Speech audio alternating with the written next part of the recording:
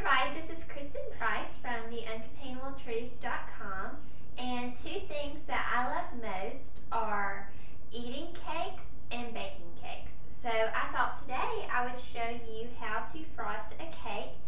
And what we have in front of us is a cake that I baked for my mom because today is her birthday. I will not say how old she is, but my mom is a wonderful lady, and the only thing she said that she wanted for her birthday from me was a baked cake. So this is the second birthday cake that I have ever made, and there's a big difference. All I'm going to do is I'm going to take out some of this icing, and I'm just going to put it in the center of my cake to get us started. And we'll just go ahead and put that all in the center, and that's a nice bit to get us started. And what we're going to do is we're going to use our handy dandy spreading knife. We're going to start in the center and we're going to spread it outwards. And the key to not getting the cake on your icing is to keep the spatula on the icing and not the cake when you move it. And you know, as you can see, it's a bit tough because this is really a thick consistency of icing. So that's why I've had to make so much, is because it doesn't spread very easily. So, you know, and you're going to get dirty with this. Use your hands. Your hands are your best tools. So don't be afraid to use it. And if you do get some of the cake on the icing, it's okay because you're going to do multiple layers and it's going to be spread out, and you won't know the difference once you're all said and done. So I'm going to go ahead and get some more icing once I get this down. And you know, don't be afraid. Once this icing is on the cake, you can apply some pressure to really get it to lay flat. And you know, I'm using another knife just to help me out because it's really sticky. But you know, I use my fingers. Just make sure you wash your hands before you get started. And you know, right now I'm just kind of getting it on here. We'll go back and we'll really smooth it out in a little bit, but let's go ahead and we're just going to keep frosting all the sides. And see how it's just connecting with the top and it's creating that pretty icing. Okay. Alright, now that we've got all of the icing on the sides, we're going to smooth it out. And as you can see, I've already started doing that.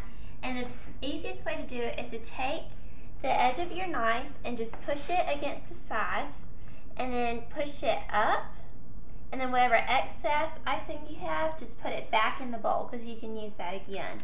But you'll do that until you create a smooth sides all the way across. And okay, now that we've got the icing smooth on the sides, we're just going to smooth the center. And all you do is you rotate your base and you just run your spatula across the base and taking away any excess icing until you get a really smooth and consistent center. Now the next little trick that I'm going to show you is something that I kind of picked up on last time when I made Raleigh's cake. Is, you know, I like to paint, but usually before I paint I sketch out where I want everything to go. And since you can't really use a pencil, you know, on a cake, I decided to use my little toothpick. So I'm just going to take my toothpick and I'm just lightly going to sketch into the cake what I want my design to look like. And you know, I've already kind of thought about this, and I've got a little sketch of my design, you know, right here. But basically, we are celebrating my mom's birthday at the beach, so I thought it would be fun to do a beach-themed cake. And I decided to do a beach umbrella and a little beach chair. And you know, this doesn't have to be exact. This is just going to help me know where my lines need to be. As you can see, I'm just putting it in the bag, and I'm not going to waste any of this icing, so I'm going to try to get as much of it as I can just to make sure I've got plenty to work with. And once once it's in the bag, fold the bag up, and then we'll squeeze it to the bottom, and then just get it off, and as you can see, we are ready to go. Now, like I said, I'm doing an umbrella, as you can see, and my first little square of my umbrella, I want it to be in this green icing. So I'm just going to take it, and I'm going to follow this line that I already made, and I'm just going to do an outline. See? And now that I have the outline in place, I can just take the icing and fill in the center. Alright, now that I've got all of my icing finished on my drawing, I am working on the letters, and it's good to have a point that is very thin, and you can see in the stores they've got different kinds, and this is the dot, and I really like it for writing.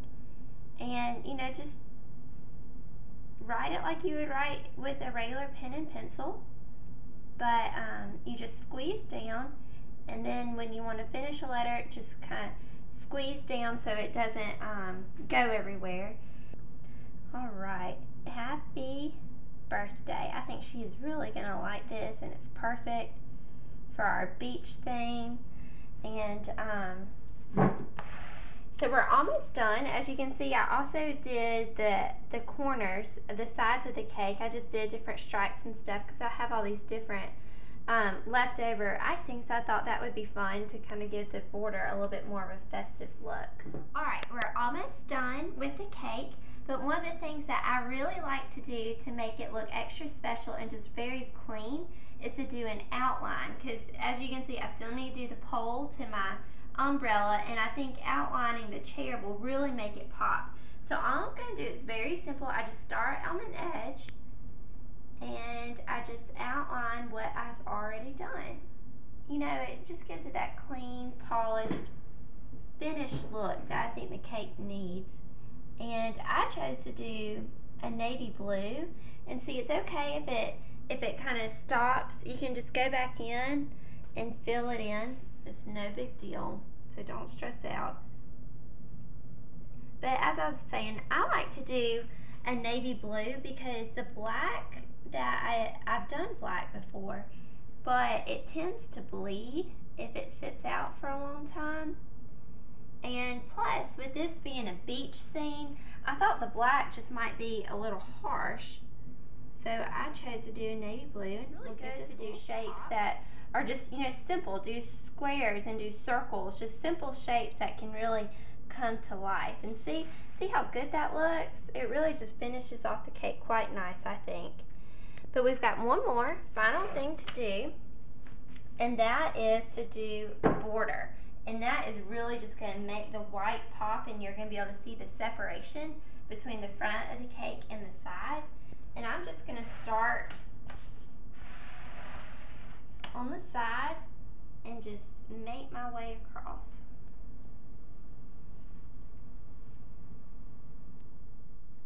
Well, as you can see, I finished the border, and I did it on the top and the bottom, and I think it just gives the cake that finished look. You know, I'm really pleased with the way this cake turned out. For my second cake to ever decorate, you know, it's always a constant learning process, but practice makes progress. So I am excited that it turned out how it did, and I think my mom is really going to like it. And you know, making a cake is just a special way to tell somebody how much you love them. And you know, if you were to go out in the store and purchase a cake like this, of course it would be a little bit more detailed, but it would cost a little bit more as well. And you know, I think I saved a lot of money, and it's a gift from the heart. So I really think she's going to enjoy it. And so I just encourage everybody to go to our website, theuncanabled truth.com, and you'll see the recipe and how to make